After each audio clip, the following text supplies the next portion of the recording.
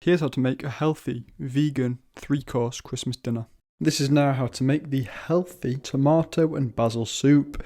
So again, I make my own vegetable broths because I don't like the vegetable cube broth things that are usually toxic with added ingredients.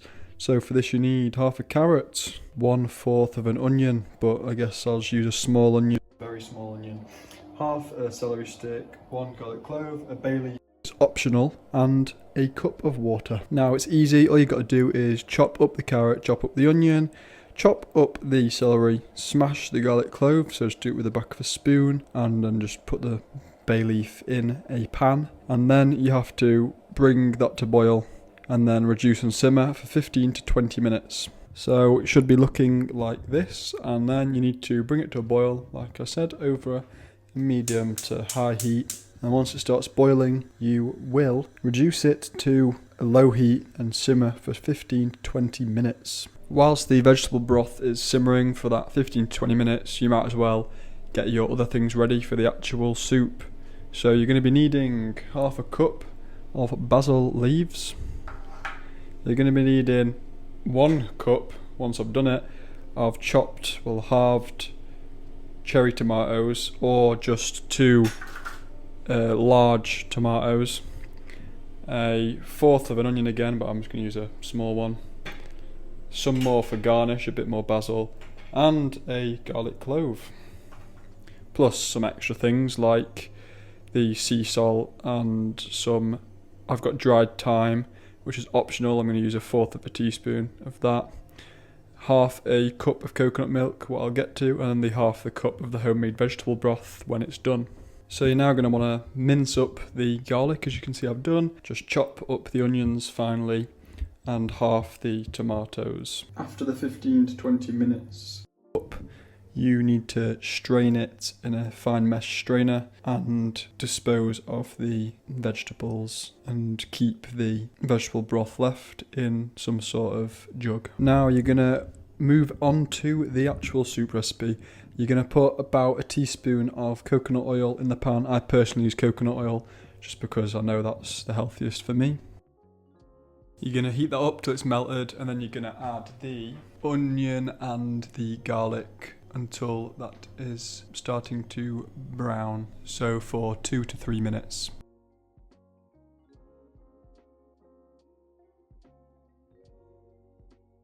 You want to be very careful to make sure this doesn't stick to the pan and burn, because it happens very easily.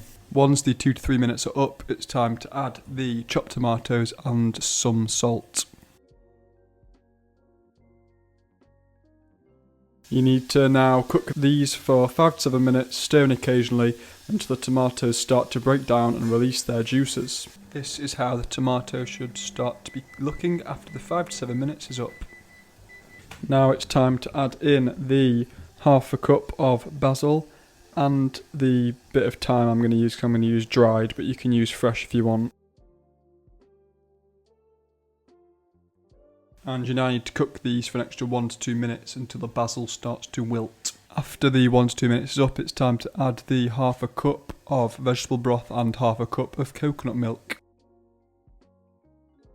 Now leave this to simmer for about 5 to 7 minutes until the tomatoes soften and all the flavours meld together. After the 5 to 7 minutes is up, if you have a hand blender that's best, blend the soup directly in the pan until smooth, or leave it a little chunky if you prefer. However, if you don't, which I don't have a hand blender, then use a regular blender, but let the soup cool slightly for about 5 to 10 minutes after simmering to avoid steam build up, because it can pop off the lid and then you'll have soup everywhere, so that wouldn't be good. And then transfer the soup carefully into the blender, leaving the lid, don't leave it slightly open if it's cooled, and probably keep hold of it, and it says you can even cover it with a kitchen towel to release the steam. Blend until smooth, then return the soup to the pot and reheat gently if needed. After you've let it cool for about 5, 10, 15 minutes, just until it's not boiling or really steamy, you then transfer it into your blender.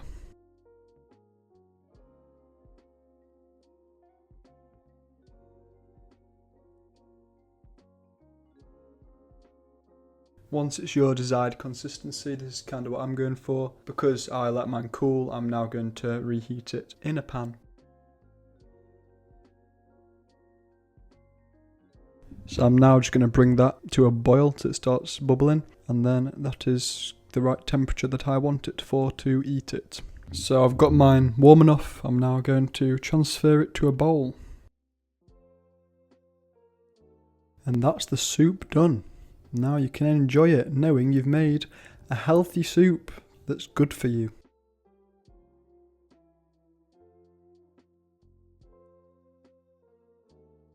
This is a video on how to make everything for a healthy Christmas dinner.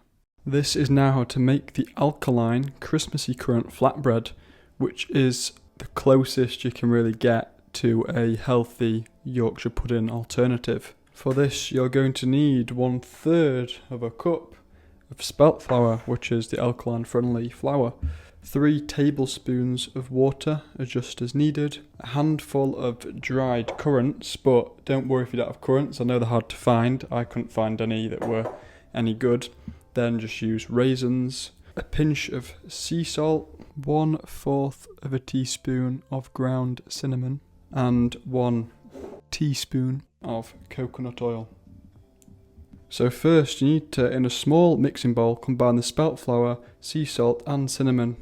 Then you gradually add water, stirring as you go until the mixture forms a dough. You can add 1 teaspoon of coconut oil for extra softness if desired.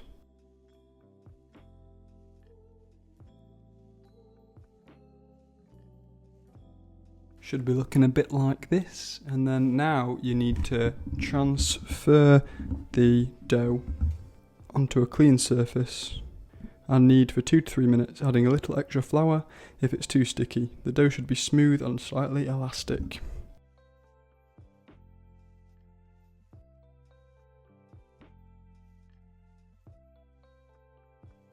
And now you need to gently fold the dried currants or raisins into the dough, ensuring they're evenly distributed.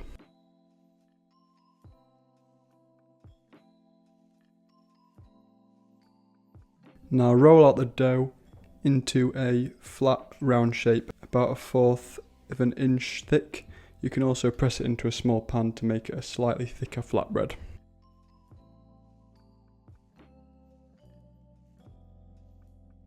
Now you need to heat a pan over a medium heat or preheat the oven to 375 Fahrenheit or 190 degrees C.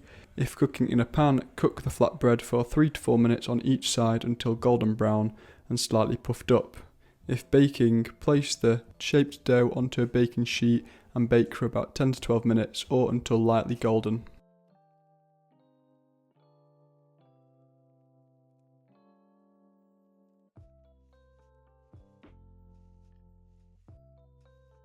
Now enjoy your Christmassy currant flatbread. This is now how to make the meat alternative Christmassy alkaline mushroom, chickpea and onion cutlets.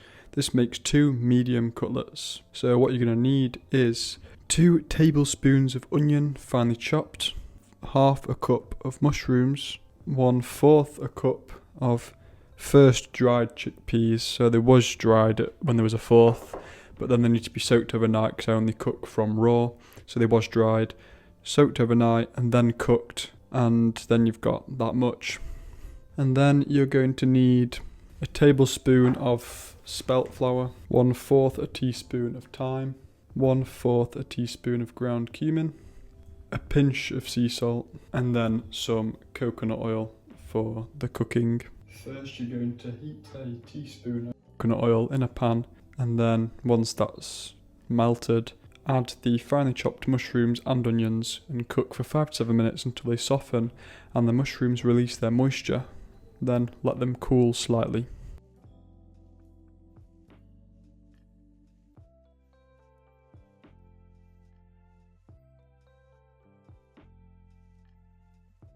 After the 5 to 7 minutes is up, turn it off. It should be looking something like this. Now I just combined mine with the chickpeas and just let them cool. After they have cooled, in a food processor or mixing bowl, combine the cooked chickpeas, sautéed mushrooms and onions, pulse or mash until you achieve a chunky, meaty texture. For a smoother texture, continue blending. This is how it should look. Place the mixture onto a board or in a mixing bowl. Add the fresh thyme, cumin, sea salt, and 1 tablespoon of spelt flour. Mix well by hand. If the mixture feels too wet, gradually add more spelt flour until it holds together when pressed.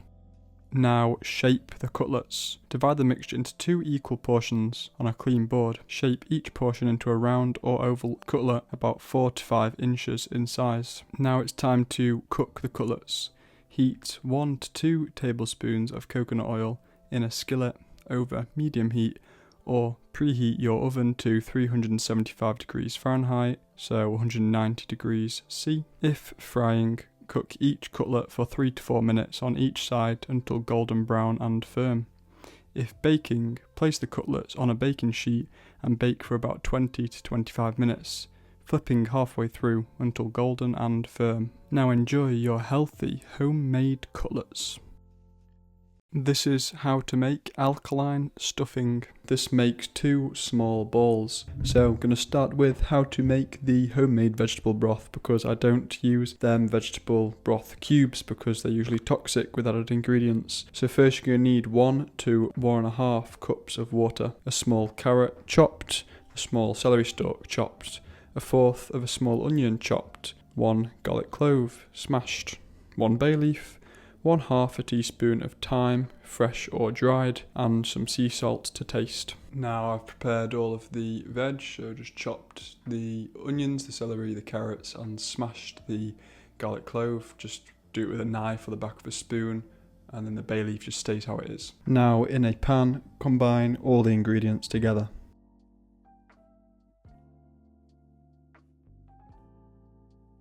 Now bring to a boil, and then once it's boiling, reduce the heat to a simmer and simmer for 20 to 30 minutes to extract the flavours. While the vegetable broth is simmering, you might as well get your other ingredients prepared for the actual stuffing. So you're going to need 1/4 a cup of dried chickpeas, soaked overnight and then cooked, or just 1/4 a cup tinned, but again I personally don't do that. I do everything from raw and non-toxic. And then 1/4 of a small onion finely chopped, 1 garlic clove minced, 1 tablespoon of fresh parsley, or 1/2 a teaspoon of dried parsley, 1/2 a teaspoon of fresh thyme, or 1/4 of a teaspoon of dried thyme, 1/4 teaspoon of cumin, 1 tablespoon of spelt flour for binding, 1 tablespoon of coconut oil for sautéing, sea salt to taste, and optional pinch of ground turmeric for colour, and then the 1/4 of a cup of homemade vegetable broth from the recipe that we are doing. Once it's simmered for 20 to 30 minutes, just strain the broth, discarding the vegetables and herbs. Set aside about 1/4 of a cup of broth for the stuffing. Store any leftover broth for another recipe. Now onto the actual stuffing recipe. Prepare the chickpeas. Soak 1/4 a cup of dried chickpeas overnight. Drain, rinse and cook for 1 to 1.5 hours until soft. Drain and mash or blend. For mashing, use a fork or a spoon with holes to break down the chickpeas until most are smashed, with a few small pieces remaining for texture. For a smoother consistency, use a hand blender or food processor. So now you need to heat coconut oil in a pan over medium heat. Add the chopped onion and garlic, sautéing for 3 to 4 minutes until soft and fragrant.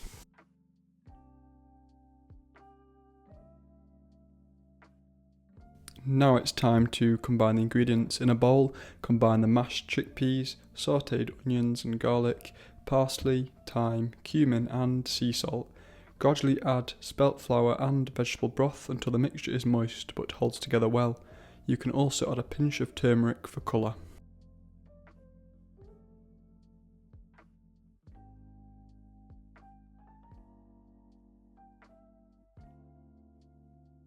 Form and bake. Shape the mixture into 2 small balls. Preheat the oven to 375 Fahrenheit or 190 degrees C. Place the stuffing balls on a baking sheet and bake for 10 to 12 minutes, flipping halfway until golden and crispy on the outside. Now enjoy them on their own or with your Christmas dinner. Here's how to make the Alkaline stuffed portobello mushroom. Just one mushroom, and you can obviously times it by however many you want to do more. So you're going to need one large portobello mushroom, cap gently cleaned and stem removed. 1 teaspoon of coconut oil, just for cooking the onion and garlic. 1/2 a small onion, finely chopped. 1/2 a small garlic clove, minced. 1/4 a cup of cooked quinoa. So cook that first, is the first thing you do. 1/4 a cup of fresh spinach, which I'm going to chop, which is there. 2 tablespoons of raw cashews, which I've already soaked for about 4 to 6 hours. So it says soaked for 4 to 6 hours, then blended with water to make a creamy cheese-like consistency. So that's what's going to make it cheesy. 2 tablespoons of raw cashews. 1/4 a teaspoon of thyme, fresh or dried. 1/4 of a teaspoon of basil, fresh or dried, and a pinch of sea salt to taste.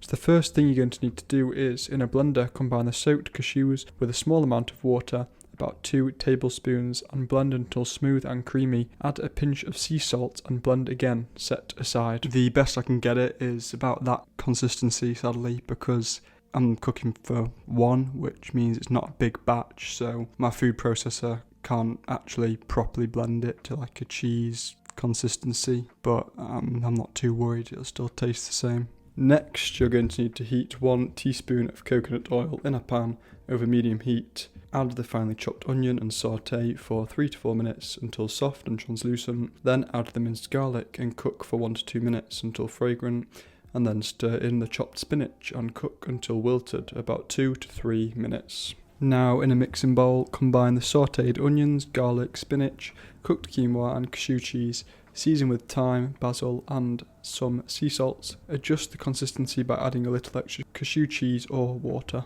Now you need to stuff the mushroom. Preheat your oven to 375 degrees Fahrenheit or 190 degrees C. Place the portobello mushroom cap on a baking tray, gill side up.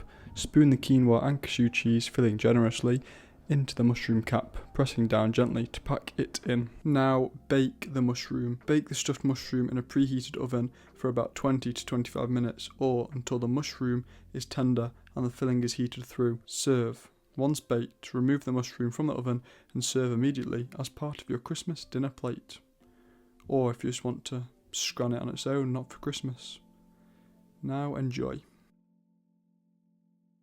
Here's how to make the chickpea roast potato alternative alkaline version for one person. So you're going to be needing 1/4 a cup of chickpeas, what was dried and then soaked overnight and cooked, and that ends up being 3/4 of a cup of cooked chickpeas. And then you're going to need a teaspoon of coconut oil for sautéing, 1 small garlic clove minced, 1/4 of a small onion finely chopped, 1/2 a teaspoon of smoked paprika, 1/4 a teaspoon of ground turmeric, 1 teaspoon of fresh rosemary or 1/2 a teaspoon of dried rosemary, 1 teaspoon of fresh thyme or 1/2 a teaspoon of dried thyme, sea salt to taste, and 1 to 2 tablespoons of spelt flour. So I soaked my chickpeas so they're all ready, but if you haven't, you need to prepare the chickpeas. Soak 1/4 a cup of dried chickpeas overnight in water.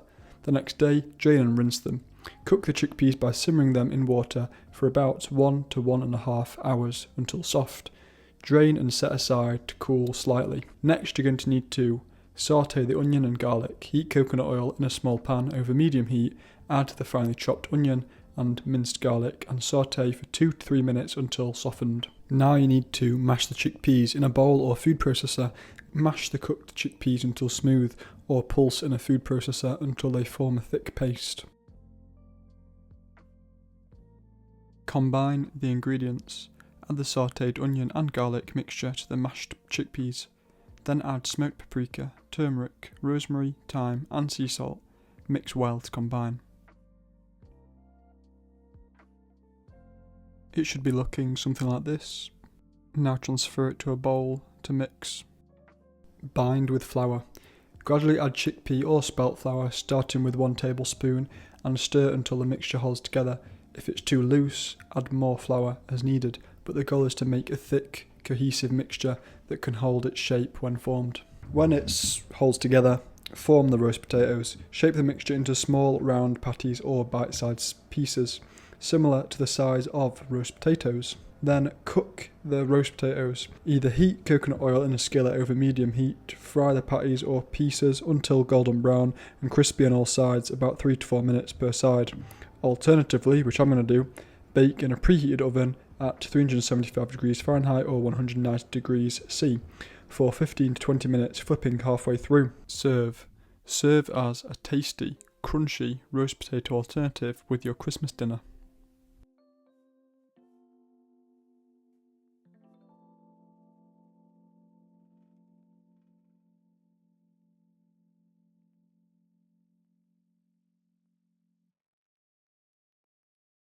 Here's how to make the healthy alkaline chestnut gravy, and this is for one person, but you can just times the ingredients by however many people you want to make it for. I'm going to start with how to make the vegetable broth, because I personally don't use them vegetable cubes because I cook everything from raw. So you're going to need 1/4 of a small onion chopped, 1/2 celery stick chopped, 1 small carrot chopped. This is optional for slight sweetness. It is alkaline forming, but if you're like a full-on alkaline that follows Dr. Sebi, then it's known as a hybrid vegetable, so you wouldn't eat that. 1 small garlic clove smashed, so just smash it with the back of a spoon or with a knife. 1/4 a teaspoon of fresh thyme or rosemary. 1 small bay leaf, which is optional, I have done that. And 1 cup of water, and also some sea salt to taste. This is very easy, just combine all the ingredients in a pan, so the onion, the celery, the carrot, the garlic, thyme or rosemary, bay leaf and water in a small saucepan. Bring to boil, then reduce heat and let it simmer for about 20 to 25 minutes until the vegetables are soft and the flavours are infused. After that, you'll strain the broth, press in the vegetables gently to extract more flavour, and then you can season with some sea salt to taste. This will yield approximately 3/4 of a cup of homemade vegetable broth. Exactly what you need for the actual chestnut gravy. So for the next part, you're going to need some cooked chestnuts, 1/2 cup to be exact. So while the vegetable broth is simmering for 20 to 25 minutes, we might as well get the chestnuts in the oven because they need 20 to 25 minutes as well. So preheat your oven to 425 Fahrenheit or 220 degrees C. Cut an X on the flat side of each chestnut to prevent bursting. Place chestnuts on a baking tray, cut side up, and roast for 20 to 25 minutes or until the shells peel back and the chestnuts are golden. Let cool slightly, then peel and use as directed. Now for the actual gravy recipe, you're going to need 1/2 cup of cooked chestnuts that will now be done. 1/4 a small onion finely chopped, 1 garlic clove minced, 1 tablespoon of coconut oil, 1 tablespoon of olive oil, which is optional, which can be added at the end uncooked. 3/4 of a cup of homemade vegetable broth from the recipe we've just done that's now ready. You can then use 1/2 teaspoon of date syrup, which is optional, and 1/2 teaspoon of fresh thyme or rosemary chopped, or 1/4 teaspoon dried. Then some sea salt to taste, a pinch of cayenne pepper is also optional, and then 1/2 tablespoon of chickpea flour or spelt flour, which is optional for thickening. Sauté the aromatics. Heat the coconut oil in a small saucepan over medium heat. Add the onion and sauté for 3 minutes until soft. Add the garlic and cook for another 30 seconds until fragrant. Blend the chestnuts. In a blender, combine the sautéed onion, garlic and chestnuts with the 1/2 cup of homemade vegetable broth. Blend until smooth. Simmer the gravy. Return the mixture to the saucepan and add the remaining vegetable broth, about 1/4 a cup, thyme or rosemary, date syrup, sea salt and optional cayenne pepper. Stir well. Thicken if needed. If you prefer a thicker consistency, dissolve the chickpea or spelt flour in a little water and add it to the gravy while stirring.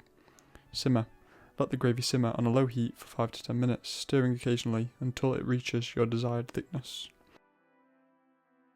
I personally like it very thick, so that's how I've left it. Finish with oil. Drizzle a bit of uncooked olive oil on top for an extra touch of flavour, if desired. So you can make this on the day to go with your Christmas dinner, or you can make it beforehand and then leave it in the fridge and then reheat on the day.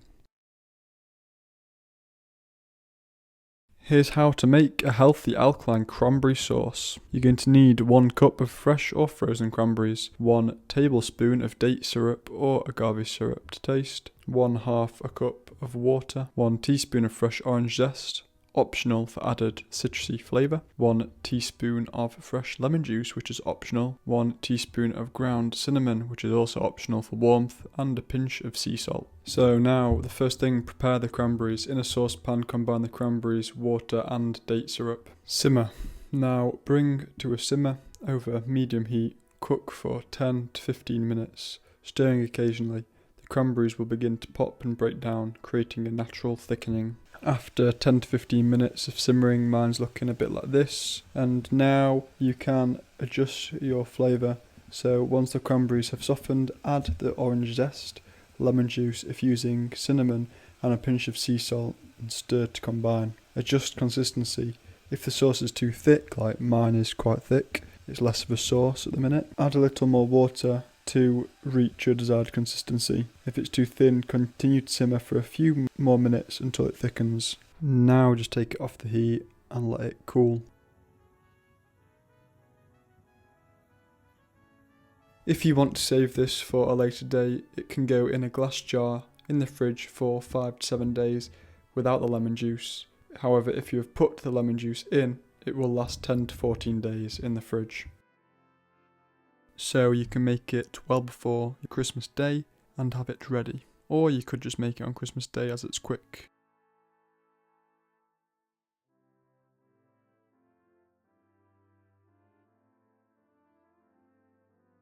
Here's how to make an alkaline apple crumble for the filling. You're going to need 3 Bramley apples or 4 medium normal apples, 1 to 2 tablespoons of honey or agave syrup, 1 teaspoon of cinnamon, which is optional, 1 tablespoon of lemon juice, which is also optional. Now for the topping, you're going to need 1/2 a cup of almonds or a mix of nuts like walnuts, almonds or cashews, whatever you want, 1/4 of a cup of sunflower seeds, 1/4 of a cup of shredded unsweetened coconut, optional for texture, 1 to 2 tablespoons of honey or agave syrup, and 1 tablespoon of coconut oil, melted, optional for richness. So here's the instructions. Prepare the filling, peel, core and chop the apples into bite-sized pieces. Upon further examination, my Bramley apples are rather large, as you can see, and I've already filled the dish that I'm going to use. I'm going to mix it in here, but I've checked it in here for size. So if you have massive ones like me, then you will need to use a bit less and just check that it will fit with a bit of space on top in your dish you're going to use. Once you've peeled and cored the apples, you need to get in a large mixing bowl, toss the chopped apples with honey, cinnamon and lemon juice if using until well combined, and then set aside. Place the almonds or your chosen nuts and sunflower seeds into a food processor, pulse until they are finely crushed but not powdered. Aim for a coarse, crumbly texture. Now transfer the crushed nuts and seeds to a bowl and mix in the shredded coconut if using. Add honey and melted coconut oil, stirring until the mixture forms a crumbly texture. If it is too dry, add a little more coconut oil or honey to help it bind together. Now assemble the crumble. Preheat your oven to 350 degrees Fahrenheit or 175 degrees C. Transfer the apple filling to an oven-safe dish and spread it evenly. A 9-inch pie dish is best. I'm using this one. Now sprinkle the nut and seed mixture generously over the top of the fruit. Now bake. Bake in the preheated oven for about 25 to 30 minutes, or until the fruit is tender and the topping is golden brown and crisp.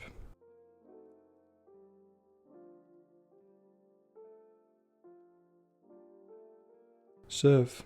Allow it to cool slightly before serving. Enjoy your flourless apple crumble on its own, or with a drizzle of honey, or a dollop of fresh coconut cream for extra richness.